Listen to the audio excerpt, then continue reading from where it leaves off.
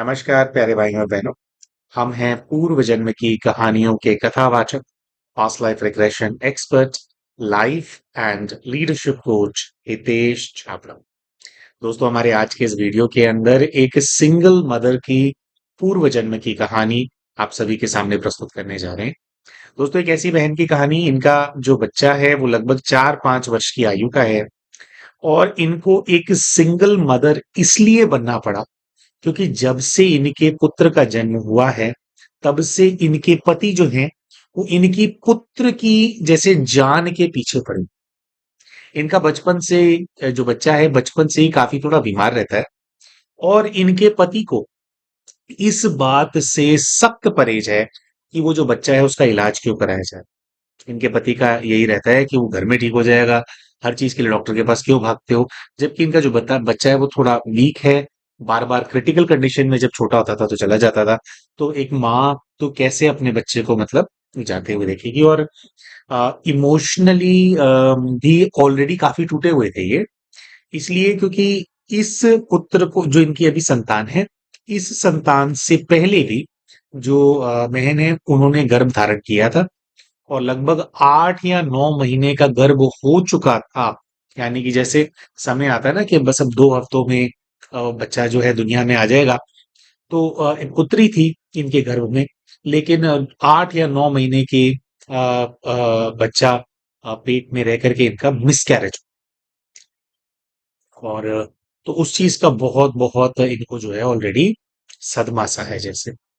तो हालांकि ये ऐसे डायरेक्टली तो नहीं बोलते कि इनके हस्बैंड ने किया और उसकी वजह से मिसकैरेज हो गया, लेकिन थोड़ा सा इनके हस्बैंड का बैकग्राउंड बता देते हैं। इनकी लव मैरिज हुई थी, लेकिन लव मैरिज होने के बाद जैसे एक पैरासाइट बन करके इनके हस्बैंड जो है इनके जीवन में आकर के बैठ गए। कैसे पैरासाइट बन करके आ गए कि ना तो घर में कोई हेल्प करना, ना बाहर कोई हेल्प करना। इनके पति काम तो बिल्कुल ही नहीं करते। मतलब ना जॉब करते हैं, ना जैसे कोई बिजनेस करते हैं। उन कह रहे मेरे पति का जो इनका एटीट्यूड है, इनके पति का वो ये है कि मैं घर पे बैठूंगा, खाऊंगा और तेरे साथ रहूंगा और तू कमा करके लाएगी और मैं खाऊंगा, मैं तेरा पति। ठीक है। उसमें से एक बात ये भी आ जाती है कि भी और घरों में पति कमाते हैं और पत्नी घर में रहती है, तो उसमें क्या दिक्कत है यार? तो उसमें भी कोई दिक्कत नहीं है। लेकिन जब वाइफ घर में रहती है तो फिर वो जैसे घर को संभालती है पूरा, घर परिवार को देखती हैं, घर के 100 काम होते हैं। तो वो रहेंगे घर में क्योंकि ये भी तो हो सकता है, लेकिन ना फिर वो घर का काम करेंगे, ना ही बाहर से कुछ कमा करके लाएंगे। उसके ऊपर से लड़ाई झगड़े बहुत ज्यादा करना। तो ऑल इन ऑल जो है, इनके हस्बैंड ने इनको बहुत बहुत ज्यादा हरास किया हुआ था। अब बहन का ऐसा कहना है कि फिर भी मेरे जो हस्बैंड ने, मैंने उनसे लव मैरिज की थी, मैं पसंद करती थी उनको, और मैं फिर भी जो है एडजस्ट कर रही थी उनके साथ, मैं फिर भी रह रही थी उनके साथ। लेकिन एक तो जब पहला मिसकैरेज हुआ तो इनके हस्बैंड को बिल्कुल भी सहानुभूति नहीं थी और ये अपने अंदर से टूट गई थी, ये डिप्रेशन में चली गई थी। तो फिर भी इन्होंने संभाल लिया खुद को। फिर जब दूसरे बच्चे का जन्म हो गया और जन्म होने पे इनके पति कोई खास खुश नहीं थे। अ, चलो वो भी समझ गया इंसान की भी, इनका नेचर ऐसा ही है वो। लेकिन जब इनके पति ने इनके बेटे की पालना जो करनी होती है उसके अंदर अड़चने डालनी शुरू करी और ऐसी हरकतें करनी शुरू करी, कई बार ऐसे इवेंट्स आए जब बच्चे को अर्जेंट मेडिकल अटेंशन चाहिए था और उसके अंदर भी उन्होंने बाधाएं उत्पन्न कर दी।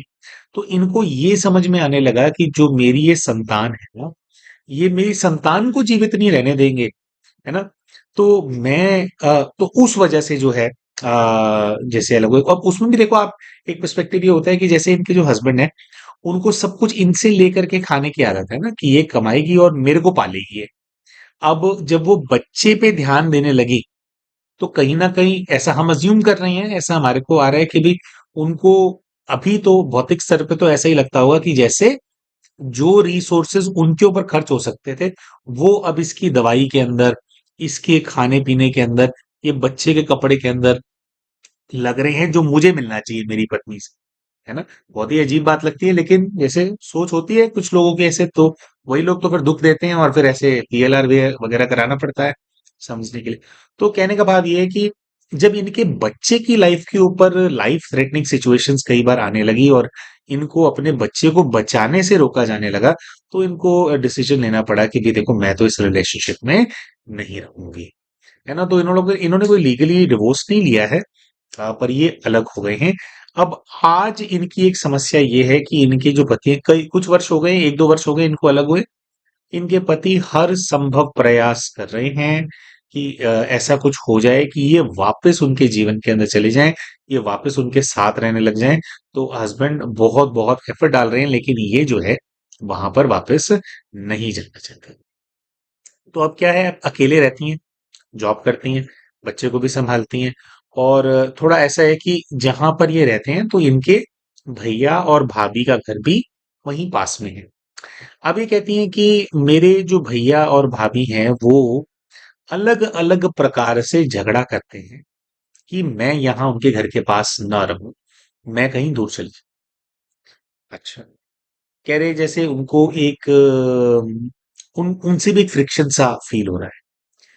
अच्छा, पर कहते हैं कि जो मेरा बेटा है उससे वो बहुत ज्यादा प्यार करते हैं, और मेरा बेटा जिसके लिए भाई मैंने अपने पति को छोड़ दिया, मेरा बेटा जिसके लिए मैं दिन रात मेहनत करती हूँ, मेरा बेटा जिसके लिए मैं जो सब कुछ करती हूँ, कह रही मेरा बेटा मुझसे, जो उसका रिलेशनशिप है थोड़ा न्यूट्रल टाइप का है, मुझसे अटैच नहीं है। मेरा बेटा अटैच्ड है अपने मामा मामी से, यानी कि मेरे वही वाले भाई और भाभी जो कि मुझे पसंद नहीं करते हैं, जो कि चाहते हैं कि मैं कहीं दूर चली जाऊं। लेकिन अच्छा, वो भी बच्चे को बहुत ज्यादा प्यार करते हैं, और बच्चा भी उनको बहुत ज्यादा प्यार करता है। ऑलमोस्ट ऐसे जैसे ये इनकी माँ ना हो, वो दोनों उनके माता पिता हों, है ना। शायद जैसे जॉब वगैरह पे जाती हैं तो बच्चा थोड़ा संभालते होंगे वो, तो उन लोगों का बच्चे से अटैचमेंट है। अब कहानी ऐसी कुछ हो रही है कि वो चाहते हैं कि बच्चा तो उनके पास रह जाए, और ये कहीं दूर चली जाए दुनिया के अंदर, ना वो जैसे बोलते हैं भाड़ में जाओ, तो वो तो थोड़ा ये कि भाड़ में चली जाए, है ना, दूर हो जाए, इसको ना देखना पड़े, और जैसे बच्चा हमारे पास रह जाए। तो इस तरह का वो चल रहा है। तो ये भी जानना चाहते थे कि भाई ऐसा क्या है, मैं मुझे देख करके क्यों इनको ये फ्रिक्शन सी महसूस होती है, मुझे नापसंद करना और मेरी औलाद से इतना ज्यादा प्यार करना। अब या तो हम दोनों आसपास रहेंगे या फिर दोनों दूर चले जाएंगे, तो ये कैसे बनेगा सिस्टम, और ऐसा भी क्यों हो रहा है, ये भी ये बहन अपने पास्ट लाइफ रिग्रेशन के माध्यम से जानना चाहते थे। फिर अंत में ये है कि बहुत बहुत जो है बीमार रहती है, कि सिंगल मदर है, तो बच्चे की देख रेख करना, फिर घर का काम करना, मतलब टू मच लोड इनके ऊपर आया हुआ है। बीमार ये कहते हैं ये पहले भी रहते थे, लेकिन अब जो है कुछ ज्यादा ही बार बार, जैसे इनका जो शरीर है, जैसे एक होता है ना कोलैप्स होने लग जाता है बार बार, ना बॉडी विड्रॉल मोड के अंदर चली जाती है, तो बार बार जो है बीमार पड़ जाती है। तो अब ये बहन जानना चाहती थी कि भी ऐसा क्या है कि ना मेरे रिलेशनशिप्स अच्छे हैं, ना मेरी हेल्थ अच्छी है, और ना कोई बहुत ज्यादा खास तरक्कियां हो रही हैं, है ना। सब कुछ जो है जैसे चारों दिशाओं से मुसीबतों ने मुझे घेर रखा है। और विशेष ये बहन जानना चाहते थे कि जो पहली संतान है, पहली संतान गर्भ में आने के बाद, इतने लंबे समय तक रहने के बाद, उसका वो फिर नष्ट क्यों हो गई, है ना। वो बच्ची थी वो भी, तो आज 2 बच्चे होते हैं इनके, है ना। तो उसको लेकर के भी जो है अपने पास्ट लाइफ रिग्रेशन से ये सारे आंसर्स प्राप्त करना चाहती थी। दोस्तों बताना चाहते हैं कि अपने पूर्व के जीवन की यात्रा के माध्यम से दो अलग अलग पूर्व के जीवन जो है इनके सामने आए थे। अपने क्यों दुख झेल रही हैं उसका कारण जो है पूरा इनको समझ में आया। फिर दुख से बाहर निकलने के लिए क्या रेमेडीज हैं, यानी कि क्या इनको आगे करना चाहिए, उसके बारे में भी जो गाइडेंस है ये बहन प्राप्त कर पाए थे। तो उसके बारे में अभी आप सभी को हम बताएंगे। लेकिन उससे पहले हम शाउट आउट देना चाहते हैं दोस्तों, हमारे चैनल के उन सभी व्यूअर्स को जिन्होंने अभी रिसेंटली हमारे चैनल को एज अ मेंबर ज्वाइन किया है। तो हम इनके जो यूट्यूब पे यूजर आईडीज हैं वो सबके सामने प्रस्तुत करते हैं। तो जिन्होंने सबसे रिसेंटली किया है, इनका है मैक्स अंडरस्कोर रूपांश, फिर है आफरीन शेख 005, ललित कुमार 3806, फिर है ओम नमो 7214। फिर हमारे साथ हैं, अच्छा इन्होंने, इनका नाम तो पिछली वीडियो में ले लिया था, फाइनेंस किंग क्यू डब्ल्यू, खुशी श्रिया, सृष्टि ब्लॉगर 6917, कंचन EF02R, शर्मिला यादव। दोस्तों ये कुछ ऐसे भाई बहन हैं जिन्होंने अभी रिसेंटली हमारे जो चैनल की मेंबरशिप है उसके लिए ऑप्ट किया है। दोस्तों हम आप सभी को बताना चाहते हैं कि हमारे चैनल पे दो प्रकार की मेंबरशिप्स अवेलेबल होती है। एक होता है हीलिंग सर्कल। जितने भी भाई बहन हीलिंग सर्कल के अंदर मेंबरशिप के लिए ऑप्ट करते हैं उनको हर महीने एक ग्रुप के अंदर पास्ट लाइफ रिग्रेशन का जो सेशन है उसको अटेंड करने को मिलता है। जैसे ये स्टोरीज वगैरह हम आप सभी के सामने प्रस्तुत कर रहे हैं, ये पास्ट लाइफ रिग्रेशन से आती है ना, जिसके अंदर आपको गहरे ध्यान की अवस्था में ले जाया जाता है और आपके जो प्रश्न है उन प्रश्न से जुड़ी हुई जो सबकॉन्शियस मेमोरीज होती हैं उनको जो है थोड़ा उनको इनिशिएट किया जाता है, मतलब उनको टच किया जाता है, तो पूर्व जीवन के जो दृश्य हैं वो इमर्ज होने लगते हैं। अब जो केसेस हम प्रेजेंट करते हैं ये तो वन ऑन वन के सेशन होते हैं जिसमें वो बहुत डिस्क्रिप्टिव होता है, लेकिन ग्रुप पीएलआर के अंदर भी बहुत सारे भाई बहन जो अनुभव करना चाहते हैं इसको वो अनुभव कर पाते हैं और कई सारे प्रश्नों के जो उत्तर है ग्रुप पीएलआर में भी सामने आ जाते हैं। तो हीलिंग सर्कल में अगर आप मेंबर हैं तो हर महीने एक ग्रुप के अंदर पास्ट लाइफ रिग्रेशन आप कर पाते हैं।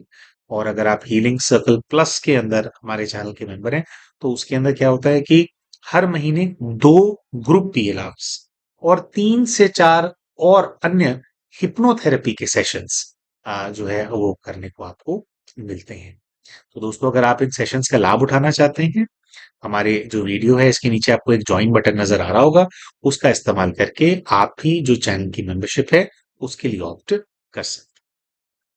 अच्छा, एक और छोटा सा अपडेट शेयर करना चाहते हैं भाई और बहनों। जैसा कि आप जानते हैं हमने आपको बताया था कि 2026 का जो ये वर्ष है इसके अंदर सेवा को लेकर के हमें अनेकों अनेक स्थानों पे ट्रैवल करना है ना। इस प्रकार से हमारा जो जर्नी है वो चल रहा है। अभी भी आप देखेंगे हमारे घर से हम वीडियो को रिकॉर्ड नहीं कर रहे हैं, हम सेवा के चलते जो है कहीं पर अभी हम ट्रैवल पे आए हुए हैं, तो वहीं पर भी होटल रूम है तो उसके अंदर से फिर हम रिकॉर्ड करके केस को डाल रहे हैं।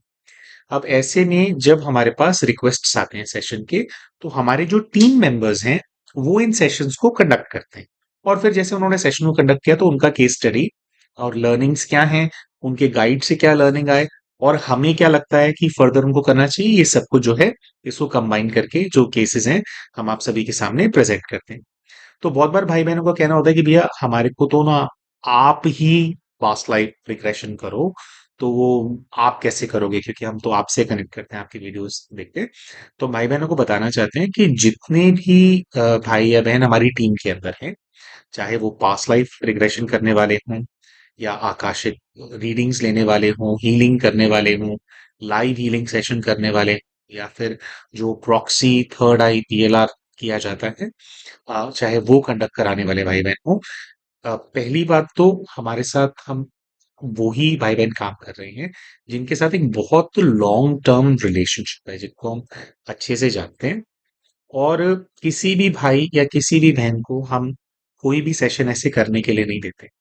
जैसे कुछ हीलर्स ऐसे भी हैं जिन्होंने सामने से हमें अप्रोच किया था, जिनसे हमारा प्री एस्टैब्लिश्ड रिलेशनशिप नहीं था, यानी वो हमारे स्टूडेंट्स नहीं थे, लेकिन उन्होंने अप्रोच किया। तो जब भी कोई हीलर भी हमारे को अप्रोच करता है कि भाई अगर कि कुछ अगर ऐसा हो सके कि वो हमारे क्लाइंट्स को सर्व कर सके, तो पहले उनको एक पूरा एक प्रोसीजर होता है, एक एक्सटेंसिव प्रोसीजर होता है, उससे गुजरना होता है। हम पूरा जैसे वो कितने अच्छे से डिलीवर कर पाएंगे या नहीं कर पाएंगे, उनकी स्थिति क्या है, कितना उनको नॉलेज है, ये सब चीजें जो हैं इसको हम अच्छे से वेट करते हैं, पहले अच्छे से चेक करते हैं।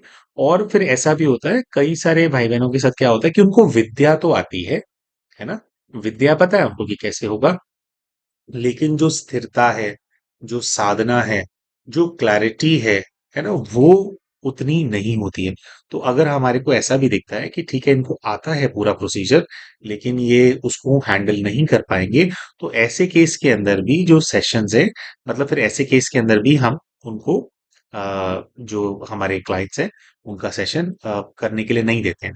तो ऑल इन ऑल हम ये कहना चाह रहे हैं कि हमारी टीम के अंदर अगर हम किसी भी हीलर को इंक्लूड करते हैं तो पहले अच्छे से जांचते हैं, परखते हैं जब पूरा हमारे को विश्वास होता है कि नहीं भाई, जो लेवल पे डिलीवर करना चाहिए सेशन को उस लेवल पे कर पाएंगे, तब ही हम उनको जो है हमारी टीम में इंक्लूड करते हैं, है ना। और अगर आप भी कोई हीलर हैं, मान लीजिए आप चाहते हैं कि आप हमारी टीम के साथ काम करना चाहते हैं, तो आप हमारी टीम को कांटेक्ट कर सकते हैं व्हाट्सएप के ऊपर कि भाई ये मेरा प्रोफाइल है, इतने वर्षों का मेरा अनुभव है और ये मेरे एक्सपर्टीज है। तो पहले उसको 10 12 15 दिन जो है अच्छे से पहले हम उनको रिव्यू करेंगे, उनसे बहुत सारे मॉक सेशंस कराएंगे, वो ये किया जाता है और उसके बाद ही किसी को हमारी टीम के अंदर इंक्लूड किया जाता है।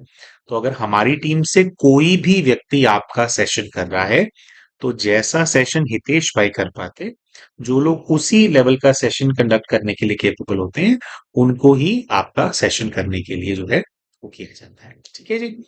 तो अगर कोई भी सेवा आप लेने के बारे में सोच रहे हैं, तो हमारी जो टीम है उसको आप, हमारा जो फोन नंबर है 9518081745, इस पे मैसेज डाल सकते। तो आइए दोस्तों, अब बात करते हैं कि जब ये अपने पूर्व के जीवन के अंदर जाते हैं तो किस प्रकार के दृश्य सामने इमर्ज होते हैं। तो सबसे पहले तो एक रीसेंट लाइफ के बारे में बताएंगे, जो जस्ट अभी की लाइफ से पिछली इनकी लाइफ है। उसके अंदर ये अपने आप को एक पुरुष के रूप में देखते हैं, और जो पुरुष है वो काफी हट्टा कट्टा है, वेल बिल्ट है। जैसे प्रोसीजर होता है, नीचे जमीन की तरफ देखते हैं तो कच्ची जमीन नजर आ रही होती है, थोड़ी आसपास देखते हैं तो फीलिंग ऐसी आती है कि जैसे कोई बहुत बड़ा पेड़ है, और जहां ये खड़े हैं वहां जमीन में, जमीन के ऊपर जो पेड़ की जो जड़ें हैं वो भी जैसे नजर से आ रही। पैरों की तरफ देखते हैं तो जैसे चमड़े की जुत्ती पहनी हुई है, थोड़ा ऊपर ध्यान जाता है तो चादरा बनया हुआ है। मतलब पंजाब में ना जो नीचे पहनते हैं, कमर से नीचे पहनते हैं, उसको लपेटते हैं, उसको चादरा बोलते हैं, तो वो पहना हुआ है। ऊपर ध्यान लेकर के जाते हैं तो कुर्ता नजर आता है सफेद रंग का। चेहरे पे ध्यान लेकर के जाते हैं तो दाढ़ी है बड़ी, मूछें हैं, सर पे बाल छोटे हैं, कान के अंदर जैसे कोई सोने की बाली पहनी हुई है एक तरफ कान के अंदर। और जो व्यक्ति है लगभग 6.25 6.5 फुट का जो है, ऐसा प्रतीत होता है कि वो व्यक्ति है। और अपने हाथ में भी कोई कपड़ा उसने पहना हुआ है, और जैसे अपने कमर पे ऐसे हाथ रख करके वो खड़ा है, और चारों तरफ वो देख रहा है, नोटिस कर रहा है कि लोग काम कर रहे हैं या नहीं कर रहे हैं। ऑल इन ऑल ऐसी फीलिंग आती है कि पंजाब का कोई व्यक्ति है जो कि कोई जमींदार टाइप है, या कोई ऐसा व्यक्ति जिसके, जो कि बहुत सारी जो लैंड्स हैं उनको ओन करता है। और यहाँ पे अनेकों अनेक मजदूर जो है वो दूर दूर तक भी दिखाई दे रहा है कि काम कर रहे हैं, है ना। 70 80 लोग जो है उसके लिए काम करते हैं। बहुत ज्यादा जैसे अपना एक दबदबा मेंटेन करके रखता है वो सब लोगों के ऊपर। इस प्रकार की एक ओवरऑल पर्सनालिटी निकल करके आती है। खेतों की तरफ जब ध्यान लेकर के जाया जाता है तो फीलिंग आती है कि यही जो व्यक्ति है ये इन सभी खेतों का मालिक है, काफी अमीर है, बहुत सारे लोग उसके लिए काम करते हैं। और इसी दृश्य के अंदर काफी देर तक खड़े रहते हैं। फिर जब फर्दर दृश्य इमर्ज होता है कि भाई क्यों तकलीफ है आपके जीवन के अंदर, आप तो इतने ज्यादा सेहतमंद, इतने ज्यादा हट्टे कट्टे व्यक्ति हो, तो बीमार कैसे पड़ गए हो, है ना। अभी के जीवन में बीमार रहते हैं ना, और अभी के जीवन में तो बहुत वीकनेस रहती है इनको बहुत लंबे समय से। तो ऐसा क्यों है ना। जब इस चीज को इमर्ज करने का प्रयास किया जाता है तो दिखाई देता है कि एक महिला, जो कि शायद खेतों में काम करने वाली मजदूर है, काफी सुंदर है, वो इनके पास आती है, और पास आकर के जैसे अकेले में इनको कुछ बताने का प्रयास कर रही है। और ये जैसे उसको भी रूडली ही ट्रीट कर रहे हैं, लेकिन फिर भी कुछ ऐसा है कि वो इनको अप्रोच कर सकती है। और महिला सामने आकर के खड़ी होती है और उससे वो कहती है कि मुझे बहुत इंपॉर्टेंट बात करनी है आपसे। और वो इनको बताती है कि मैं जो है, मुझे पता लगा है कि मैं गर्भवती हूँ, और जो मेरी जो संतान है मेरे गर्भ के अंदर वो आपकी है। तो जैसे ही ये बात इनके कानों पे पड़ती है तो ऐसा दिखता है कि जैसे ही अचानक से इनका रूप चेंज हो जाता है। रूप क्या चेंज हो जाता है, वैसे तो मतलब अहंकार में तो खड़े ही थे, लेकिन जैसे एकदम से इनकी आंखें गुस्से से लाल हो जाती हैं। और वो जो महिला इनके पास आई थी उसको बहुत सारे अपशब्द ये बोलने लग जाते हैं, अजीब अजीब गालियां को देने लग जाते हैं। और वो कहने लग जाते हैं कि तेरा तो काम ही यही है, तू ये किसका, ये जो पाप है मेरे सर पे मढ़ गई है ना, मेरी औलाद हो ही नहीं सकती, तो ये है तो वो है, इस प्रकार का वो है। और जैसे बोलने लगते हैं तो फिर वो महिला घबरा भी रही है इस बात से कि जो दूसरे खेतों में काम करने वाले लोग हैं उनको ये बात सुनाई ना दे जाए, है ना। और वो भी दबे शब्दों में गुस्सा भी कर रहा है, लेकिन दबे शब्दों में ये सारी बातें बोल रहा है, बहुत ज्यादा हो रहा है। तो वो गिड़गिड़ाने लगती है इनके सामने कि भी नहीं, ऐसा नहीं है, भी तुम्हारी औलाद है, और मेरा किसी और के साथ कभी कोई संबंध नहीं रहा है, ऐसे वैसे तो ये सब करते हैं। तो वो बहुत बहुत वो कर रही होती है, लेकिन इनका जो गुस्सा है वो बढ़ता चला जा रहा है, आंखें एकदम लाल होती चली जा रही है। और अचानक से दृश्य ऐसा सामने आता है कि जैसे बहुत पूरी ताकत से, अब इतना हट्टा कट्टा करती है, पूरी ताकत से जो है ये जो महिला है, उसके पेट में लात मारते हैं, और वो जो है गिर जाती है। और इम्पैक्ट इतना तेज होता है कि लात मारते ही जैसे वो महिला है वो ब्लीड करने लग जाती है, और जो बच्चे उस जो भी संतान गर्भ में होती है वो, मतलब उसका मिसकैरेज हो जाता है बच्चे का। अब वो उस खूनम खून हो रही है, वो मार दिया है ना। और जब ये दृश्य होता है तो बहुत सारे लोग भाग करके वहां पे आ रहे होते हैं, तो महिला को उठाते हैं। और कुछ ऐसा है कि जैसे उसकी अभी प्रेगनेंसी पूरी तरह से विजिबल नहीं है, शायद 3-4 महीने की प्रेगनेंसी होगी, उसको रिसेंटली पता लगा था। तो वो जो है वो बहुत रोती है, लेकिन वो किसी को भी कुछ भी नहीं बताती। सबको ऐसा लगता है कि जैसे भाई मालिक होता है, अभी मालिक कुछ इसने गलती कर दी होगी, वैसे हाथ उठा देता है मालिक, होता है ना पुराने ये जमींदार जो होते हैं, भाई मजदूरों को आदत होती है इस चीज की कि भी उठा दिया हाथ, कोई बात नहीं। तो वैसा कुछ लोग समझते हैं कि हुआ है, और उसको बोल रहे हैं कि तू जो है जो मालिक है उनके सामने आकर के क्या जुबान चला रही है, क्या है?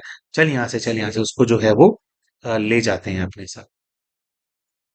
अ, आगे फिर इस चीज को एक्सप्लोर करने का प्रयास किया जाता है कि भी वो जो लड़की थी उसके साथ क्या हुआ। तो ऐसा पता लगता है कि भी उसने बताया नहीं अपने घर वालों को कि एक्चुअल बात क्या थी, और जैसे तैसे उसने मैनेज कर लिया। सब लोग पूछते रहे कि क्या हुआ, क्योंकि वो जो कन्या है वो बहुत ज्यादा डिप्रेशन में चली गई, उसने सबसे बात करना बंद कर दिया, बहुत ज्यादा गुमसुम हो गई। और थोड़े समय के बाद कुछ ऐसा हुआ कि उसने सीधा फिर जो है आत्महत्या कर ली। अब आज के इनके जो जीवन है उसके अंदर कई कई सारी चीजों पे क्लैरिटी आई कि कैसे कैसे इनकी लाइफ इम्पैक्ट हो रही है। सबसे पहले तो ये समझ में आया कि वो जो महिला अ, जिसका गर्भपात हो गया था, मतलब बच्चा मार दिया गया था, जब उसने सुसाइड किया तो वो बहुत ज्यादा बेबस थी, और वो कुछ इनका बिगाड़ नहीं सकती थी, लेकिन फिर भी उसका संकल्प ये था कि कुछ भी हो जाए मैं जो है इसको नहीं छोड़ूंगी। तो वो मृत्यु होने के बाद वो महिला आज एक एंटिटी के रूप में इनके साथ में, एंटिटी के रूप में यानी कि अभी प्रेत, उन्होंने दोबारा से जन्म नहीं लिया है, तो प्रेत आत्मा के रूप में इनके जीवन के अंदर है। जो वो महिला है वो इनके पति के ऊपर बहुत ज्यादा हावी रहती थी हमेशा से, कि जो पति हैं, और इनके पति के माध्यम से इनको बहुत ज्यादा हरास किया है उस। अब स्थिति ये है कि जैसे इनके जो पति हैं उनको, वो नहीं चाहते कि इनका जो बेटा है उसको पालना मिले इनसे। उसके अंदर भी जो ये महिला की जो आत्मा है उसका बहुत बड़ा हाथ है, वो बहुत ज्यादा इन्फ्लुएंस करती है उसको कि कैसे भी करके उन सब लोगों को दुख मिले जिनके दुखी होने से ये दुखी होती है ना? क्योंकि इनको तो बचपन से स्ट्रगल वगैरह झेलने की आदत है। तो इंसान क्या है कि अपना दुख देख लेता है, लेकिन बच्चे का दुख नहीं देखा जाता। और जो फर्स्ट मिसकैरेज भी इनका इस जीवन के अंदर हुआ है, वो भी उसी आत्मा ने कुछ ऐसा असर पैदा किया, कुछ ऐसा झगड़ा इनके पति से करवाया कि ये बहुत ज्यादा स्ट्रेस में आ गई थी, जिसकी वजह से जो है इनका गर्भपात हो गया था, है ना। जैसे उसका बच्चा छीन लिया था इन्होंने, उसी प्रकार से जैसे उसने भी इनका बच्चा छीन लिया। अब कुछ और चीजें खुलती हैं, ये जो पास्ट लाइफ देखा इसके अंदर, इसमें दिखाई देता है कि वो जो महिला जो प्रेत आत्मा बन गई है ना, उसके माता पिता थे पूर्व के जीवन में, जो माता पिता को समझ में ही नहीं आया कि उनकी भाई बेटी इतनी ज्यादा डिप्रेशन में क्यों चली गई है, या मालिक ने इसको क्यों मारा, उनको वो चीज की क्लैरिटी नहीं मिली थी। लेकिन जब उनकी बेटी ने सुसाइड कर लिया था, तो कई सारी कड़ियां जोड़ करके वो समझ गए थे कि उनकी बच्ची के साथ क्या हुआ होगा, है ना। तो ऐसा कुछ एक्सप्लोर कर लिया था, वो समझ गए थे मतलब ये। तो अब आज की डेट में जो इनके भाई और भाभी हैं, जो कि इनको पसंद नहीं करते हैं, जो कि चाहते हैं कि ये दूर चली जाए यहाँ से, वो और कोई नहीं है बल्कि जो वो आत्मा जो अभी इनके जीवन में प्रेत आत्मा जो है, वो जो कन्या, उसके जो पेरेंट्स थे, जिनको बाद में बच्ची की मृत्यु के बाद में रियलाइज हुआ कि जरूर इसके गर्भ में बच्चा था, ऐसी कोई कहानी थी, उन्होंने रियलाइज कर लिया था। तो पिछले जन्म के जो माता पिता थे उसके, वो ही इनके इस जीवन के भाई और भाभी हैं। तो आज जब ये इतना ज्यादा इनका चेहरा वो देखते हैं, तो उनके अंदर से वो इंस्टिंक्ट्स जागती हैं, वो अंदर आत्मा पहचान जाती है कि यही वो है जिसकी वजह से हमारी जो बेटी है वो हमसे छिन गई थी, बच्ची की जो है मृत्यु हो गई थी। उसके साथ साथ दोस्तों, पूर्व के जीवन में जो बच्ची का गर्भ था, जिसको लात मार करके जिस गर्भ का इन्होंने नाश कर दिया था, उस गर्भ के अंदर जो संतान थी वो इस जीवन में इनकी संतान है। तो अच्छा, इसमें एक ये बात भी है कि वो जो एंटिटी है वो एक प्रकार से अपनी ही पूर्व के जीवन की संतान को भी कुछ दुख दे रही है। वो उनका भी आपस में कुछ कार्मिक अकाउंट होगा। लेकिन बच्चा बीमार रहता है, माँ बच्चे के लिए सब कुछ करती है, उसका ध्यान रखती है, लेकिन फिर भी बच्चे को अपनी माँ से अटैचमेंट ना होकर के मामा मामी से अटैचमेंट है। यानी कि अपने पूर्व के जीवन के नाना नानी जो उनके होते, है ना, उनके जीवन में आता तो वो पालना करते इसकी। तो पूर्व के जीवन में जो नाना नानी से प्यार मिलना था, वो इस जीवन के अंदर वही उनके मामा मामी है। बच्चा उनसे वो प्रेम जो है प्राप्त कर रहा है, वो भी उसको वो प्रेम देना चाहते हैं। लेकिन ऑल इन ऑल सब लोग जानते हैं कि ये जो पूर्व के जीवन में जो सारे कॉम्प्लिकेशंस हुए थे, है ना, चाहे वो बच्ची आत्मा बन गई है, एंटिटी बन गई है, या फिर ये जो बच्चा है, इसका जो शरीर है वो छूट गया था, है ना, वो दुनिया में नहीं आ पाया था। तो उसका जो कारण है वो ये क्लाइंट हैं, जो कि अपना पास्ट लाइफ रिग्रेशन करा रहे हैं। और इसी वजह से, क्योंकि एक बच्चे के प्राण ले लिए थे, है ना, और दूसरे का मतलब जैसे अपना एक इंसान का जब शरीर बहुत हट्टा कट्टा होता है, तगड़ा होता है, तो उसको उस चीज का भी बहुत ज्यादा अहंकार होता है। इतनी धन संपदा है, फिर मैं इतना हट्टा कट्टा हूं, मेरा कोई क्या बिगाड़ लेगा, इस तरह से। तो उस अहंकार के अंदर भी जैसे इन्होंने लात मारी थी और बच्चे का जो शरीर है उसको नष्ट ही कर दिया था, उसकी वजह से भी जो है इनके हेल्थ इश्यूज बहुत ज्यादा रहते हैं। एक एंगल ये होता है, और दूसरी एंगल ये है कि जो प्रेत आत्मा है वो बचपन से ही इनके आसपास रहती है, तो वो बचपन से इतना बीमार इनको करती आई है, करते करते वो जो शरीर है पूरा जैसे उसको वीक कर दिया है। दोस्तों, इसीलिए ये बात बहुत बहुत इंपॉर्टेंट है कि आज हमें अगर कोई भी जो चीज है, अगर हमारे को वो हमारे को अच्छा मिला है, आज अगर आपको शरीर अच्छा मिला है, तन अच्छा मिला है, अगर आपकी मानसिक स्थिति अच्छी है, अगर आपको धन अच्छा मिला है, या अगर आपके साथ आपका ग्रुप है, लोग आपसे जुड़े हुए हैं, तो जो जो आपको मिला है, जिस समय वो ज्यादा है, जिस समय वो अच्छा है, उस समय ये हमारा कर्तव्य है कि हम उसको ज्यादा से ज्यादा सेवा में लगाएं, ज्यादा से ज्यादा दूसरे के कल्याण में लगाएं। जो भी चीज अबंडेंस में होती है ना, क्योंकि अपनी इंसान की अपनी एक सेट रिक्वायरमेंट होती है, लेकिन जो भी चीज हमारे पास एक्स्ट्रा है, दूसरों से ज्यादा है, उसको हमारे को मार्ग ढूंढने चाहिए हमारे जीवन के अंदर, कि हम उसको फर्दर सेवा के अंदर लगाएं। इससे क्या होता है कि अ, चीजों की वृद्धि होती है। जैसे कहा जाता है ना कि जो व्यक्ति हॉस्पिटल बनवाता है, वो अपने अगले जीवन के अंदर जो शरीर पाता है वो पूरी तरह से सुखी और स्वस्थ शरीर पाता है। क्यों? क्योंकि उसके पास धन था, उसके पास संकल्प था, उसने उसको दूसरों के स्वास्थ्य में लगाया। तो स्वास्थ्य दिया तो स्वास्थ्य प्राप्त होता है। ऐसे ही दुख दिया, है ना, तो दुख प्राप्त होता है। तो दूसरे के शरीर का नाश किया तो आज, है ना, वही आत्मा वही है, इतना हष्ट पुष्ट शरीर सब कुछ, और काम धंधा भी अच्छा, इतनी जमीन है, और इस जीवन के अंदर जैसे तैसे स्ट्रगल करके पाल रही है उसी बच्चे के लिए, अपने पति से अलग रह रही है। लेकिन देखो वो जो बच्चा है, उस बच्चे का मुंह ही नहीं है। बच्चे का भी ऐसे ही आया था गाइड से, कि जो है ये अपना हिसाब किताब भी पूरा करने के लिए आया है, जो पिछला पूरा जीवन वो जीता, जो जो उसको मिलता, वो सब कुछ इससे अब जबरदस्ती लेगा, इनसे लेगा, है ना, और प्रेम वही अपने मामा मम्मी से करे। तो ये तो पहली पास्ट लाइफ थी दोस्तों जो निकल करके आई। अभी इनके साथ जो परेशानियां हैं, जो इनके पति का जो बिहेवियर है, वो सिर्फ इस चीज पे डिपेंडेंट नहीं है कि भी उनका एंटिटी जो है वही उनके ऊपर हावी होगी। क्योंकि जब भी कोई प्रेत आत्माएं होती हैं दोस्तों, अगर वो किसी के ऊपर हावी भी होती है ना, तो आप सिर्फ उसके ऊपर ठीकरा नहीं फोड़ सकते कि भाई प्रेत आत्मा हावी थी जो हमसे ये हो गया। हमारे अपने ही अंदर की कुछ इच्छाएं होती हैं नेगेटिव, हमारे ही अपने अंदर के संस्कार होते हैं नेगेटिव, जब ये सोल्स वगैरह हमारे संपर्क में आती हैं, वो केवल उसको आग दे देती हैं, उसको बढ़ा देती है ना।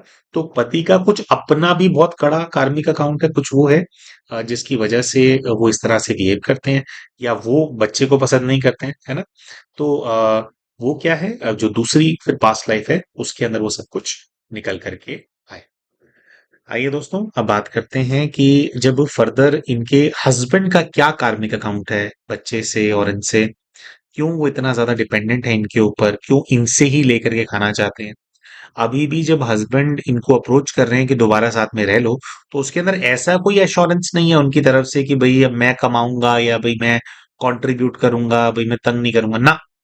वो दूसरे तरीके हैं कि भाई समाज के अंदर वैसे बेइज्जती करना कि मुझे अकेला छोड़ गए, ये हो गया वो हो गया, है ना। लेकिन मैं कुछ करूंगा ये वाली बात नहीं है, खाऊंगा तेरे से ही लेकर के, है ना। और शायद वो अप्रोच भी इनको इसीलिए कर रहे हैं क्योंकि खुद कमाते दमाते हैं नहीं, परेशान हो रहे हैं, है ना। तो पत्नी कमाएगी तो आराम से बैठ के घर में खाने को तो मिलेगा। तो इस चीज को एक्सप्लोर करने का प्रयास किया गया, तो ऐसा दिखाई देता है कि पूर्व के जीवन में जाते हैं तो इस बार महिला के रूप में ही ये खुद को देखती है। महिला जिसने वैसे तो सादे वस्त्र पहने हुए हैं, लेकिन कोई बहुत ज्यादा पावरफुल पोजीशन के अंदर है, एक राजमाता की फीलिंग आती है। तो पति जो है, ये राजमाता जो है, इनके जो पति है उसकी मृत्यु हो चुकी है। और ऐसा दिखाई देता है कि ये जो राजमाता है उनका एक पुत्र है, पुत्र भी बहुत शक्तिशाली राजा है। 26-27 साल की आयु का पुत्र होगा, और वो जो है अभी सिंहासन पर बैठा है। तो बैठा सिंहासन पर पुत्र है, लेकिन जैसे एक पूरा कंट्रोल है इनका अपने बेटे के ऊपर। और ये जैसे अपने बेटे के साथ कुछ उसको एडवाइस कर रही हैं, कुछ उसको बता रही हैं किसी के बारे में। तो धीरे धीरे ऐसी फीलिंग आती है कि भाई आसपास के राज्य का एक कोई दूसरा राजा है, जो कि बार बार प्रयास करता है कि इनके जो इनका क्षेत्र है उसका कोई ना कोई हिस्सा उसके राज्य के अंदर मिलता चला जाए। वो अपने जो राज्य है उसकी सीमाओं का विस्तार करना चाहता है, और विस्तार करने के लिए कुछ ना कुछ इश्यूज इनके राज्य के अंदर जो है वो क्रिएट करता रहता है। तो इस चीज को ये अच्छे से भांप गई हैं। और ये बिल्कुल जैसे एक होता है कि आप वैसे मेजर्स लेते हैं कि अपनी सेना को सशक्त करते हैं, आपके जो गुप्तचर होते हैं आप उनको सशक्त करते हैं, लेकिन ये अपने बेटे को एडवाइस करती हैं कि जो ये है ना, इसको बिल्कुल भी तुम बढ़ने का मौका मत दो। कोई डिप्लोमेटिक टॉक्स नहीं होंगे, कुछ नहीं होंगे, तो सीधा जो है, हमारा राज्य ज्यादा शक्तिशाली है, ये थोड़ा थोड़ा हमारे को खोखला करने की कोशिश कर रहा है, ज्यादा दिमाग लगा रहा है, तो हम इसके ऊपर चढ़ाई कर। तो ऐसा दिखाई देता है कि इनका जो बेटा है वो उसने युद्ध की पूरी तैयारी कर ली है, और अचानक से जो है, वो जो सामने वाला जो थोड़ा न्यूसेंस क्रिएट करने वाला राजा था, सीधा उसके ऊपर जो है जैसे विदाउट वार्निंग जो है उसके राज्य पे हमला कर दिया है। राज्य पे हमला कर दिया, तो जो भी थोड़ी बहुत जैसे मिनिमल एक तैयारी होती है सामने वाले व्यक्ति की, उसके हिसाब से वो तैयार था, वो युद्ध लड़ता है, और इनका जो बेटा है वो युद्ध के अंदर उसको मार देता है, बहुत बुरी तरह से पहले जख्मी कर देता है, और फिर जैसे उसकी इंसल्ट करता है, और फिर वहां बहुत ब्रूटली जो है फिर उसको मार भी देता है। मतलब उसको ये बोल करके भेजती है कि उसको जिंदा नहीं रखना है, किसी कोई डिप्लोमेटिक टॉक्स नहीं होंगे, उसको मारना ही है, मारना ही सोल्यूशन है।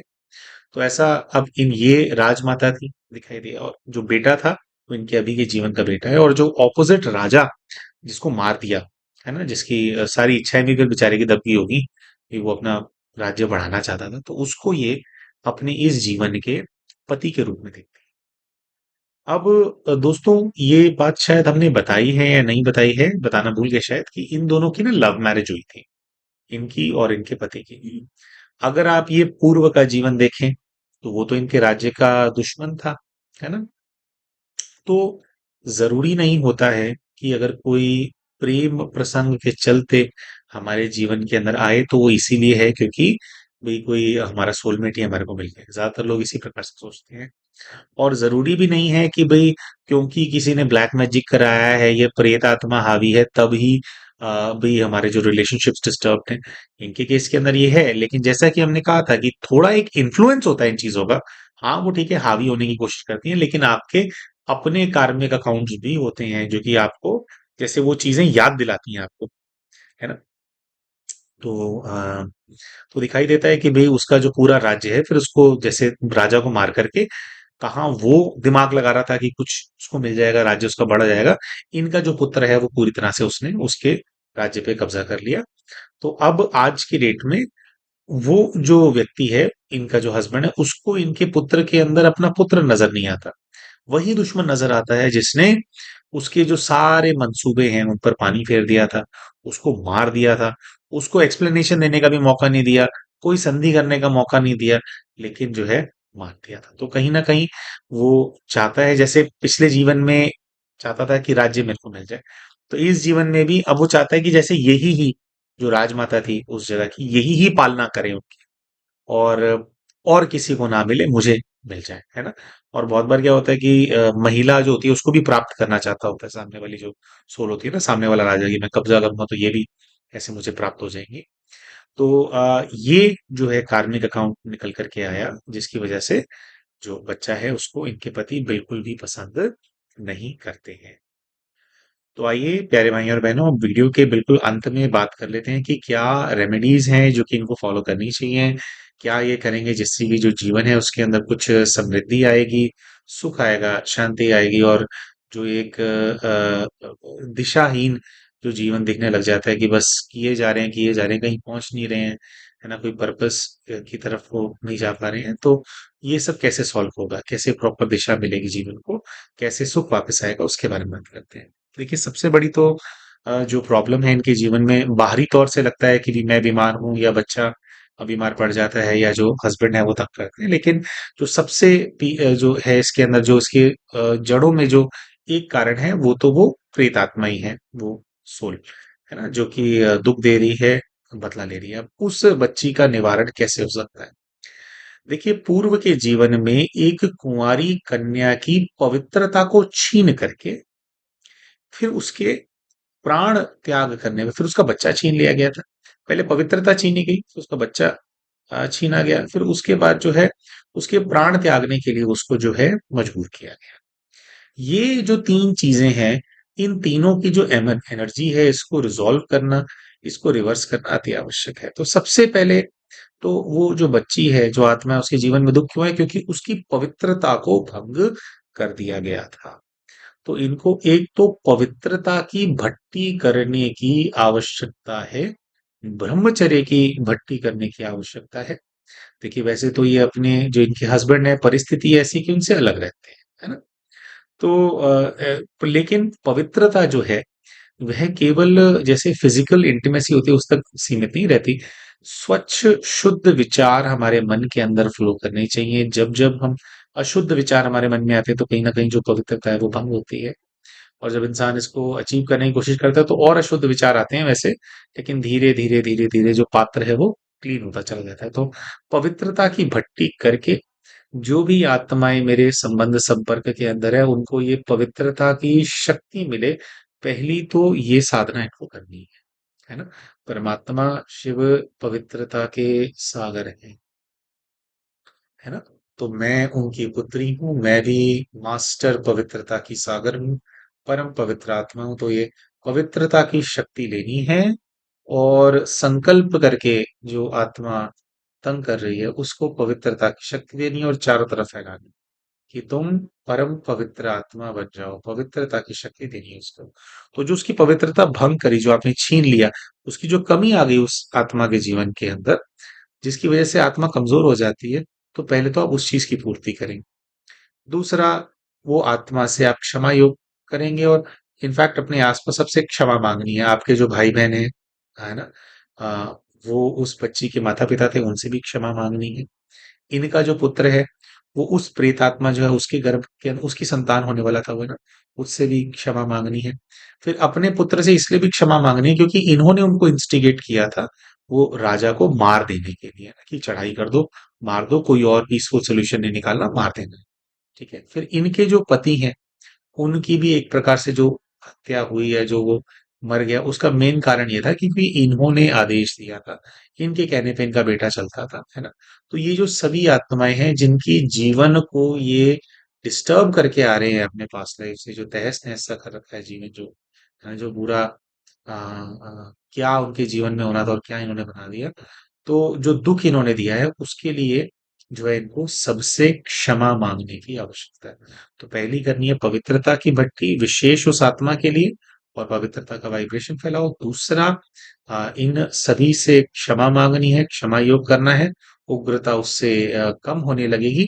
तो कई 2-3 महीने तक ये दोनों भट्टियां करने के बाद, उसके बाद जो तीसरा स्टेप है ये अभी नहीं करना, ये 3 महीने के बाद करना है, कि फिर जो भोलेनाथ है उनको महाकाल के रूप में वो थोड़ा साधो आप 1-1.5 महीना, और बाबा महाकाल की शक्ति का इस्तेमाल करके यही संकल्प करना है कि जो जो आत्माएं मेरे साथ बंधन में है वो काल के पंजे से छूटती चली जा रही हैं। बाबा महाकाल के तेज से लाल प्रकाश उन पर बरस रहा है और वो सर्व बंधनों से मुक्त हो रही हैं, सर्व बंधनों से मुक्त हो रही हैं। मुक्ति, मुक्ति, मुक्ति।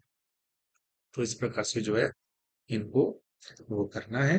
तो फिर तीसरे स्टेज के अंदर जो एटलीस्ट वो जो आत्मा है वो मुक्त हो जाएगी। तो जितना भी बंधन वो इनकी बुद्धि पे डालती है वो हो जाएगा। अभी अगर बिल्कुल अभी ही बाबा महाकाल की साधना करेंगे ये, तो वो आत्मा के बंधन टूटेंगे, लेकिन वो संतुष्ट नहीं है अभी।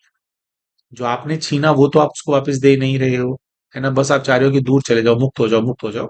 तो इसीलिए पहले हमने कहा, पहले जैसा बाबा ने बुलवाया कि पहले पवित्रता की भट्टी करके उसको पवित्रता से संपन्न करो, पुण्य आत्मा में परिवर्तित करो, फिर मुक्त कराना है। और जो आसपास के जितने भी जीवित लोग हैं उन सबसे क्षमा मांगनी है, क्षमा योग करना है। ऐसा करने से जो चारों जो कई सारे हमारे मार्ग हमारे बंद होते हैं, वो दूसरी जो जो दुख देने वाली हमारी आत्माएं होती हैं उनके संकल्पों की वजह से हो रहे होते हैं। उनके संकल्प जो है इनके प्रति पॉजिटिव होते चले जाएंगे, जीवन और पॉजिटिव होता चला जाएगा। जो पति है उसकी बातों में बिल्कुल भी नहीं आना है। ठीक है, आपसे गलती हुई थी, उसके लिए हम साधना कर रहे हैं, उसको गुड वाइब्रेशन पॉजिटिव वाइब्रेशन दे रहे हैं। लेकिन अगर उसको अपने जीवन में ले आएंगे, वापस उनके साथ हो जाएंगे, तो जो ये साधना अभी कर सकते हैं उसका बैंडविड्थ चला जाएगा। वो फिर क्योंकि वो तंग करने वाली आत्मा है ना, ऐसा भी नहीं है ना कि घर बसाना है उनको ना, वो बहुत ज्यादा तंग करने वाली आत्मा है, तो वो करने नहीं देंगे उनको। तो ये जो सिंगल मॉम स्ट्रगल्स चल रहे हैं अभी इनकी लाइफ में, वो ज्यादा इसलिए क्यों है क्योंकि सेहत ठीक नहीं रहती है। ज्यादा क्यों है क्योंकि आसपास के जो लोग हैं जैसे इनके अपने भाई भाभी हैं वो क्या पसंद नहीं करते हैं, है ना। तो ये सब भट्टियां करने से क्या होगा कि ये इनकी एनर्जीज रिजॉल्व होंगी। तो काफी ज्यादा जो इन लोगों की वजह से जो खिंचावट हो रही है, जो शरीर साथ नहीं दे रहा, ये देने लगेगा। सिंगल मदर तो सिंगल मदर की रहेगी, बच्चे को रेस करेंगे। ठीक है जी। तो हम ऐसा आशा करते हैं दोस्तों ये जो वीडियो हमने बनाया है इससे आपको कुछ शिक्षा मिली होगी।